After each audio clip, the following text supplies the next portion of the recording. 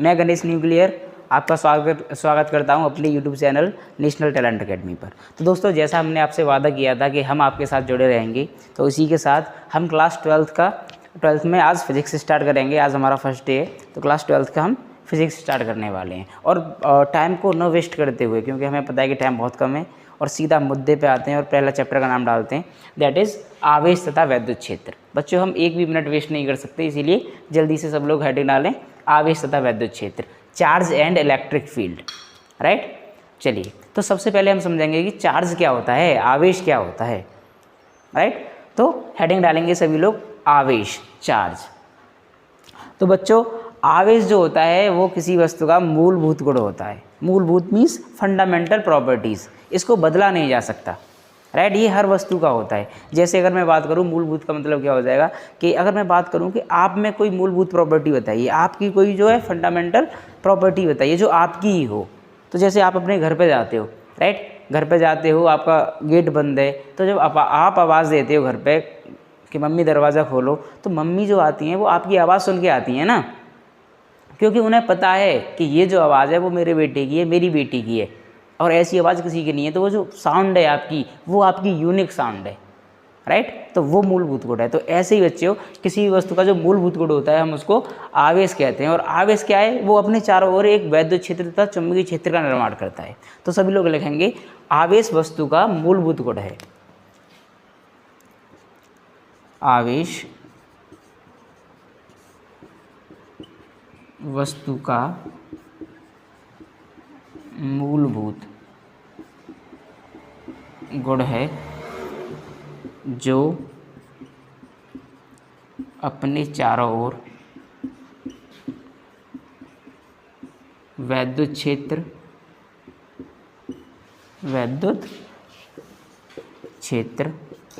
तथा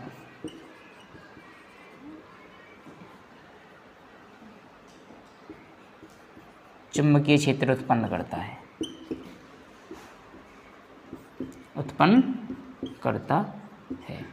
तो बच्चों ये अपन चारों ओर क्या करता है, एक वैद्युत क्षेत्र और चुंबकीय क्षेत्र उत्पन्न करता है। राइट, और इसको हम Q से प्रदर्शित करते हैं।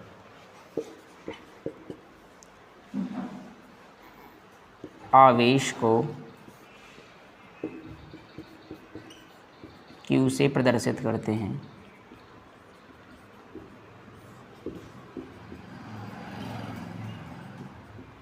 इसका मात्रक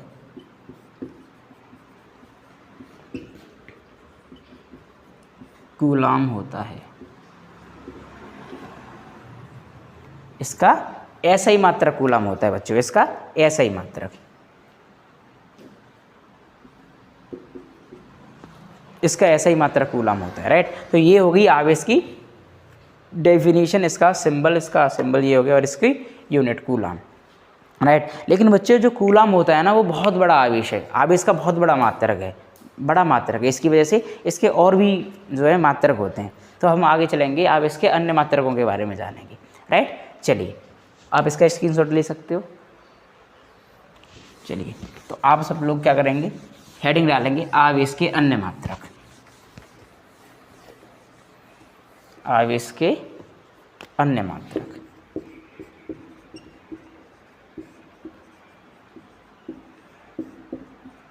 अदर यूनिट्स ऑफ चार्ज।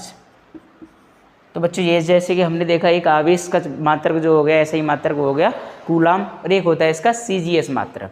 अब बोलोगे CGS क्या है, आपने 11th क्लास में पढ़ी होगी पहले चैप्टर में, यूनिट एंड डायमेंशंस, जो आपका पहला चैप्टर है ना, मात्रक तथा विमा, उसमें मात्रक पद्धति पढ़ी होंगी हमने। एक पहली पद्धति क्या थी हमारी, MKS पद्धति थी, ठीक है, CGS पद्धति थी, FPS पद्धति थी, फिर हमारी SI पद्धति आई थी। तो ये जो पद्धति है ना, इन्हीं के बारे में पढ़ रहे हैं। राइट, तो एक जो कूलाम होता है ना बच्चों, इसमें जो आवेश का SI मात्रक होता है, CGS मात्रक होता है बच्चों state coulomb.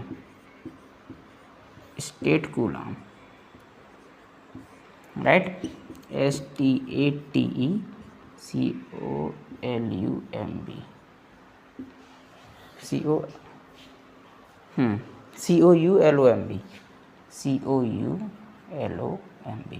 Coulomb, state coulomb इसका मात्रक होता है।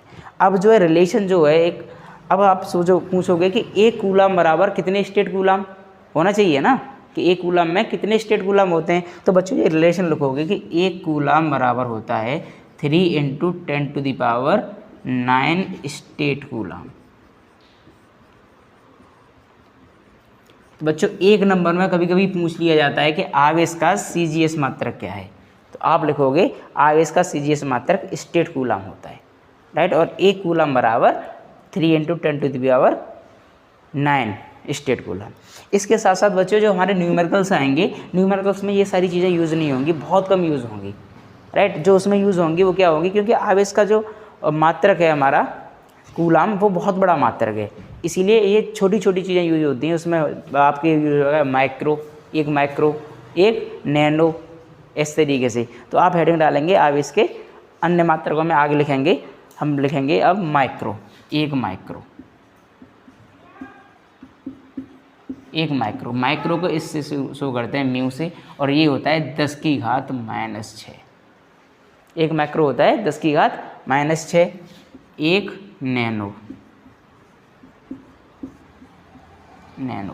ये होता है 10⁻⁹। स्टूडेंट्स आप सोच रहे होंगे कि आप इन्हें क्यों पढ़ा रहे हो, लेकिन मैं आपको बता दूं जब हम न्यूमेरिकल करेंगे तो न्यूमेरिकल्स में यही सारी चीज़ें यूज़ होंगी। ये कूलम जो है ना वो बहुत कम यूज़ होगा, वहाँ पे दिया होगा कि एक माइक्रो कूलम। तो माइक्रो का जब तुम्हें मतलब ही नहीं पता होगा तो कैसे क्वेश्चन को सॉल्व करोगे, राइट। तो इसीलिए मैं पहले ये बता देता हूँ जिससे कि हमारी आगे की चीज़ें सिंपल हो जाएंगी, राइट, और वहाँ पर हमें कोई प्रॉब्लम नहीं आएगी। चलिए, माइक्रो कूलम हो गया, नैनो कूलम हो गया। अब एक होता है एक पिको कूलम, पिको एक पिको होता है 10⁻⁻12, 10⁻⁻12। और एक होता है मिली तो आपको पता ही है, एक मिली ये होता है 10⁻⁻3। ये आप इन्हें याद करोगे, right. These things are very important, आपको न्यूमेरिकल्स में ये सबसे ज़्यादा हेल्प करेंगे, और ये तो बहुत ज़्यादा इंपॉर्टेंट है। तो आपको जब भी वहाँ पे आए एक माइक्रो, तो आपको 10⁻⁻6 लिख देना है, राइट। चलिए अब आगे चलते हैं, आप इनका स्क्रीनशॉट ले सकते हो।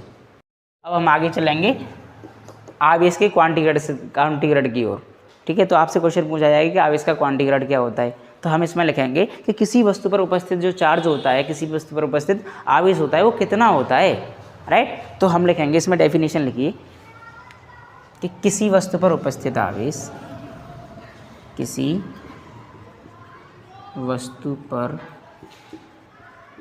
उपस्थित आवेश इलेक्ट्रॉन के आवेश का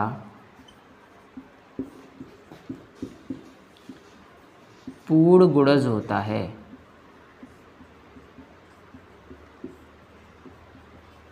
इलेक्ट्रॉन के आवेश का पूर्ण गुणज होता है।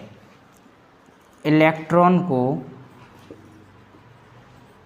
आवेश का क्वांटा भी कहा जाता है।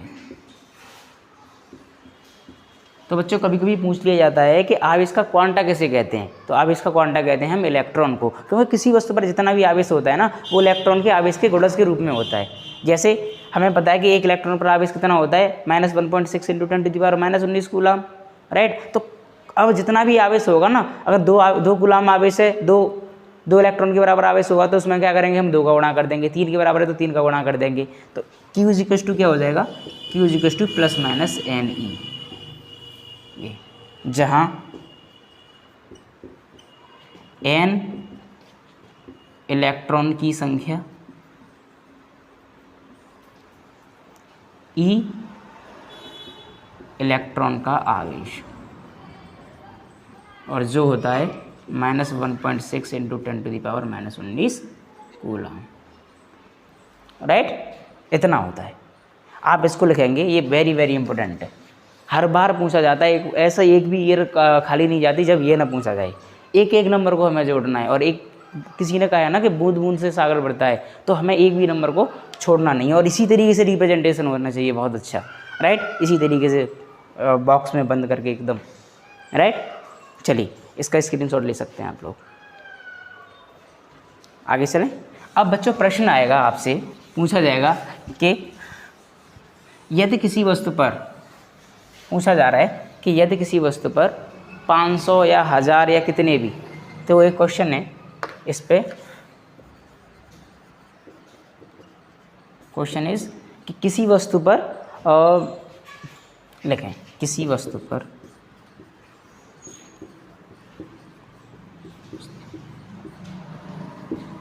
5 × 10⁻20 इलेक्ट्रॉन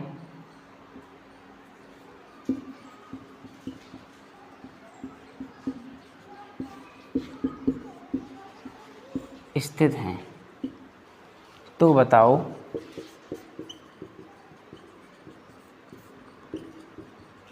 वस्तु पर कितने कूलाम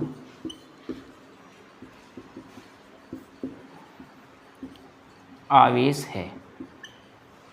यह निकालना है बच्चे हमें। तो सबसे पहले क्वेश्चन को करने का जो तरीका होता है हम उस पर बात करेंगे। तो ये क्वेश्चन है, तो यहाँ पे हम लिखेंगे आंसर, राइट। नहीं बच्चों, यहाँ पे हमें आंसर नहीं लिखना होता है, क्योंकि जो न्यूमेरिकल्स में आंसर आता है वो लास्ट में आता है। हम यहाँ पे क्या लिखते हैं, सॉल्यूशन लिखते हैं, राइट। तो हम यहाँ पे आंसर नहीं लिखेंगे, यहाँ पे लिखेंगे हम सॉल्यूशन। और सॉल्यूशन में हम सबसे पहले ये देखेंगे कि हमें दिया क्या है और पूछा क्या है। तो बच्चों हमें क्या दिया है, हमें इलेक्ट्रॉन की संख्या दी है। इसमें बोल रहा है कि किसी वस्तु पर इतने इलेक्ट्रॉन स्थित हैं, राइट। तो हमें दी है n,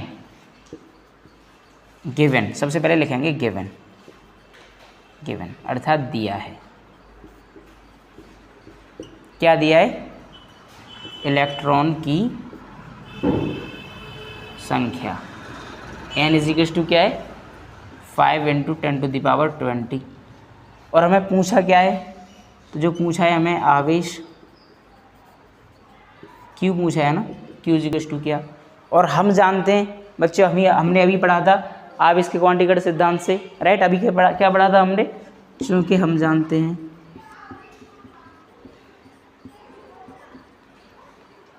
Q = क्या होता है, Ne + Ne, राइट। और इस वस्तु पर इलेक्ट्रॉन है, इसीलिए इलेक्ट्रॉन का आवेश कितना होता है, नेगेटिव होता है। तो Q = क्या हो जाएगा, n का मान कितना है बताइए, n का मान है 5 × 10⁻20 इंटू ई का मान कितना बताइए, ई की वैल्यू अभी लिखवाई थी ना पीछे जाके, पीछे देखें जरा क्या लिखा है अपनी कॉपी में, बिल्कुल सही बात, 1.6 × 10⁻−19 राइट। चलिए इसको कैलकुलेशन कीजिए, अब क्या हो जाएगा। तो हमें पता है कि 16 पंजे 16 × 5 कितना होता है, 80। तो कितना हो जाएगा, 80, राइट। दशमलव एक स्थान वाले दशमलव यहाँ पे लगा देंगे। और हमें पता है कि गुणा में घातें जुड़ जाती हैं जब आधार समान हो, बेस। तो यहाँ पे भी 10⁻20 है और यहाँ पे भी 10 की पावर है, लेकिन -19 है, तो पावर का एडिशन हो जाएगा। If base are equal, then ये हो जाएगा 10⁻20 एंड -19, राइट। तो ये हो जाएगा हमारा 8 × 10 कूलम, अर्थात 80 कूलम आवेश क्या होगा, उस वस्तु पर होगा जिस पर 5 × 10⁻20 इलेक्ट्रॉन्स है। तो बच्चों इस तरीके से, अच्छा ये दिखाई नहीं दे रहा है, ओके ओके ओके, तो आई एम सो सॉरी, ये दिखाई नहीं दे रहा है। तो हम कर देते हैं यहाँ पे Q = ये हो जाएगा 8.0 × 10 और ये हो जाएगा 80 कूलम। अब दिखाई दे रहा होगा। चलिए, तो ये 80 कूलम आवेश जो है आपका यहाँ पे हो जाएगा। तो हम कह सकते हैं कि एक वस्तु जिस पर हमारे 5 × 10⁻20 इलेक्ट्रॉन थे, उस पर जो आवेश था वो कितना हो गया, 80 कूलम। तो आपने देखा कि 5 × 10⁻20 कितनी बड़ी संख्या है, बहुत बड़ी संख्या है ना। उस पर इतने ज़्यादा इलेक्ट्रॉन थे, फिर भी हमारा आवेश कितना आ रहा है, 80 कूलम आ रहा है, राइट। तो इस तरीके से इंपॉर्टेंट क्वेश्चन है, मज़ा आएगा पढ़ने में, राइट। इस तरीके से हम आगे पढ़ेंगे, हर क्वेश्चंस को करेंगे, हर डेरिवेशन से जो रिलेटेड क्वेश्चंस होंगे उनको आगे बढ़ते हुए जाएंगे। तो जल्दी से इसका स्क्रीनशॉट लें, आगे चलते हैं। चलिए बच्चों आगे चलें, वेरी गुड। अब हम आगे चलेंगे और आगे देखेंगे चीज़ों के बारे में। इसको रफ कर देते हैं। तो अभी तक बच्चे हम पढ़ चुके हैं कि आवेश क्या होता है, आवेश की डेफिनेशन, आवेश के मात्रक क्या होते हैं, आवेश का क्वांटीगढ़ सिद्धांत क्या होता है, उस पर हमने एक न्यूमेरिकल भी किया था, ठीक है। अब हम देखेंगे कि आवेश, किसी वस्तु को अगर हमें आवेश देना है तो हम कैसे उसको आवेश दे सकते। तो सभी लोग हेडिंग डालेंगे आवेशन, ठीक है, सभी वर्डों को हेडिंग डालेंगे। आवेशन, आवेशन क्या होता है? तो आवेशन अर्थात किसी वस्तु को आवेश देने की प्रक्रिया। क्या? किसी वस्तु को आवेश देने की प्रक्रिया को हम आवेशन कहते हैं। लिखें इसमें, किसी वस्तु को आवेश देने की प्रक्रिया को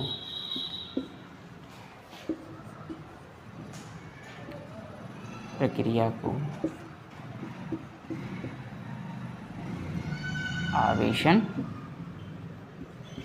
कहते हैं। राइट, किसी वस्तु को आवेश देने की प्रक्रिया को हम आवेशन कहते हैं। अब हम किसी वस्तु को आवेश दे कैसे सकते हैं? तो बच्चों आवेशन के होते हैं प्रकार, किसी वस्तु को आवेश देने के प्रकार होते हैं। जैसे फॉर एग्जांपल कि मैं आपको कुछ देना चाहता हूँ तो उसके कई सारे तरीके हैं ना। एक तो मैं आपको बुलाऊँ बाकायदा से इज्जत से कि सर ये लीजिए। राइट, जैसे खाना होता है। राइट, खाना अगर हम घर पे जाते हैं तो खाना अगर हमारे घर वाले हमें, हमारी मम्मी खाना देती हैं तो उसके तरीके होते हैं ना। राइट, एक तरीका तो होता है जब घर पे जाओगे तुम, घर से आएगा खाना, ठीक है, तो मम्मी आएंगी, एकदम थाली सजी होगी, उसमें 2 रोटी अलग होंगी, ठीक है, अचार होगा, एक में दही होगी, एक कटोरी में दही होगी और एक में सब्जी होगी, और बोलेंगी बेटे ले सब्जी खाओ, खाना खाओ। राइट, और दूसरा तरीका होगा हाँ भैया जा खाना खा ले यहाँ पे, ठीक है, 2 तरीके हो गए। और तीसरा क्या होगा? 2 रोटी होंगी, एक प्याज रखी होगी और चटनी होगी, वहाँ पे मारेंगे ले खाना खा ले, हैं। तो ये भी तो तरीके होते हैं ना। तो बच्चे ये होते हैं आवेश के तरीके, आवेशन के। तो कई सारे तरीके हो सकते हैं, गेटिंग। तो हमें क्या देखना है अब? आवेशन के तरीके देखने हैं, कई सारे तरीके होते हैं। चलिए तो आवेशन के तरीके देखेंगे। तो आपने देखा, ये लिख लिया ना, किसी वस्तु को आवेश देने की प्रक्रिया को हम आवेशन कहते हैं। तो आवेशन के तरीके होंगे बच्चों, आवेशन, आवेशन, ठीक है। अब आवेशन जो होता है वो अलग अलग तरीके से होता है। किसी वस्तु को हम आवेश देंगे वो अलग अलग चीज़ों से देंगे। तो आवेशन के प्रकार,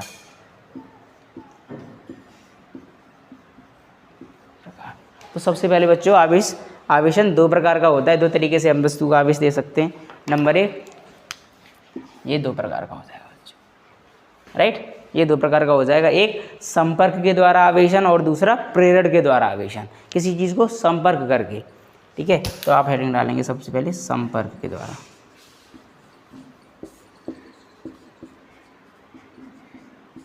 संपर्क के द्वारा, एक्सक्यूज मी, माइक गिर गया नीचे, चलिए कोई नहीं, ठीक है। एक हो जाएगा संपर्क के द्वारा और एक हो जाएगा प्रेरण के द्वारा।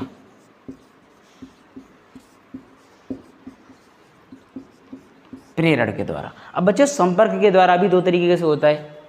राइट, जैसे हम किसी के साथ पास जाते हैं तो किसी को टच करते हैं। राइट, किसी से हम हाथ मिलाते हैं तो हाथ मिलाना ही तो संपर्क होता है ना। संपर्क, हम किसी को टच कर रहे हैं तो 2 तरीके हो गए ना। एक तो जाके हम क्या करेंगे, उसको ऐसे टच कर सकते हैं, आराम से हाथ मिला सकते हैं, और एक तरीके से एक मारो खींच के, तो भी तो टच करना हो गया। राइट, तो यहाँ पे भी कई सारे तरीके होंगे। देखो संपर्क के द्वारा कैसे होगा, 2 तरीके से होगा ये भी बच्चे, 2 तरीके से। पहला जो होगा संपर्क के द्वारा आवेशन, वो होगा घर्षण द्वारा आवेशन। क्या होगा? घर्षण द्वारा आवेशन।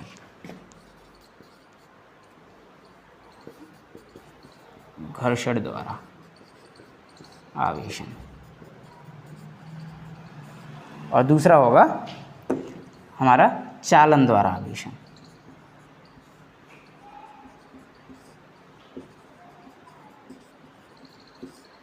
गेटिंग? तो बच्चों ये हो गए हमारे आवेशन के प्रकार। कि आवेशन के प्रकार जो होंगे वो 2 तरीके से होंगे, संपर्क द्वारा आवेशन और प्रेरण द्वारा आवेशन। और जो संपर्क द्वारा जो आवेशन होगा वो 2 प्रकार से होगा, एक घर्षण द्वारा आवेशन, राइट, और एक चालन द्वारा आवेशन। राइट, 2 तरीके से। अब सभी लोग हेडिंग डालेंगे घर्षण द्वारा आवेशन। राइट, चलिए आप इसे डायग्राम को बना सकते हो। इस तरीके का डायग्राम बनाना बहुत ज़रूरी है बच्चों, क्योंकि लास्ट टाइम पे ये इस तरीके के जो डायग्राम होंगे ना, इन्हें ट्री डायग्राम बोला जाता है। इनसे क्या होगा कि तो तुम्हारा पूरा चैप्टर है ना, वो तुम्हारी आंखों के सामने है कि हमें इसमें क्या पढ़ना है। इसमें संपर्क द्वारा आवेशन हो गया, प्रेरण द्वारा आवेशन हो गया, ये 2 तरीके से होता है। राइट, तो बहुत सारी चीज़ों को ये आसान कर देता है। ठीक है, चलिए इसको